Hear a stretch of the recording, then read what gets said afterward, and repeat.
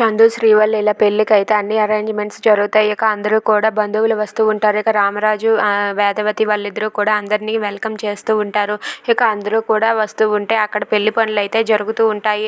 ఇంతలో అక్కడ ఉన్న శ్రీవల్లి అయితే పెళ్లి కూతురులో రెడీ అవుతుంది. ఇక శ్రీవల్లి తన ఒంటి మీద ఉన్న నగలు చూసి మురిసిపోతూ ఉంటుంది. ఇక తనైతే అందగత్తెలా రెడీ అయిందని చెప్పి వాళ్ళ అమ్మ వాళ్ళు, వాళ్ళ చెల్లి శ్రీవల్లి అయితే చాలా సంతోషిస్తారు.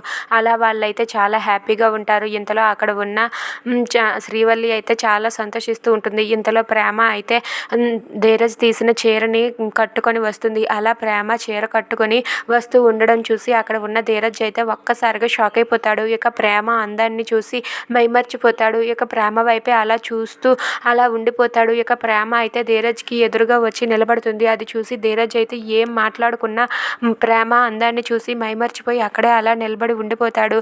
అది చూసి ప్రేమ అయితే చిటికెలు వేస్తూ, హలో, ఏమైందిరా, అలా చూస్తూ ఉండిపోయావేంటి అని చెప్పి అడుగుతుంది. ఇక ధీరజ్ అయితే ఏం మాట్లాడాలో తెలియక ప్రేమ అందాన్ని చూసి మైమర్చిపోయి అక్కడే అలా నిలబడి ఉండిపోతాడు. అది చూసి ప్రేమ అయితే నవ్వుతూ ఉంటుంది. అలా ప్రేమ అందాన్ని చూసి ధీరజ్ అయితే ప్రేమకు ఫ్లాట్ అయిపోతాడు. ఇక ప్రేమ అది చూసి నవ్వుతూ ఉంటుంది. ఇంతలో అక్కడ ఉన్న శ్రీవల్లి అయితే రెడీ అవుతూ తన గదిలో కూర్చొని ఉంటుంది.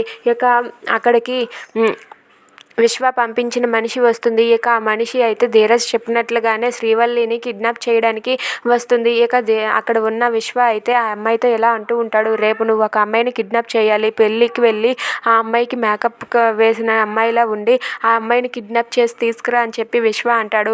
దాంతో ఆ అమ్మాయి అయితే శ్రీవల్లి గదికి వచ్చి శ్రీవల్లిని చూసి నవ్వుతూ ఉంటుంది. ఇక శ్రీవల్లి అయితే ఏంటి ఈ అమ్మాయి కొంచెం తేడాగా ఉంది అని చెప్పి శ్రీవల్లి ఆ అమ్మాయిని చూసి అనుమానం పడుతూ ఉంటుంది. ఇక అమ్మాయి అయితే విశ్వ చెప్పినట్టుగా శ్రీవల్లిని కిడ్నాప్ చేసి తీసుకువెళ్ళాలనుకుంటుంది. Please subscribe.